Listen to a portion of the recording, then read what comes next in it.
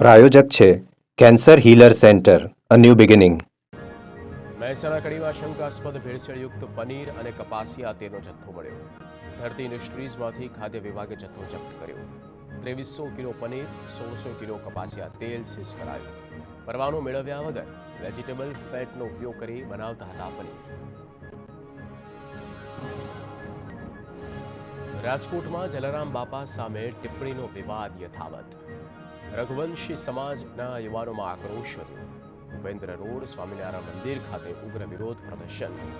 જ્ઞાનપ્રકાશ સ્વામીનું પુતળું યુવકોએ સળગાવ્યું. પુતળું સળગાવીને પુતળાને લાતો મારવામાં આવી. જ્ઞાનપ્રકાશ સ્વામી વીરપુર આવી માફી માગે તેવી માંગ. રઘુવંશી યુવાનોની પોલીસ દ્વારા અટકાયત કરવામાં આવી. વીરપુર આવી સ્વામી માફી માગે તેવી માંગ. સાદા વસ્ત્રોમાં આવી જલારામના ચરણોમાં માફી માંગી. પોલીસ ફરિયાદ દાખલ નહીં થાય તો ઉગ્ર આંદોલન થશે.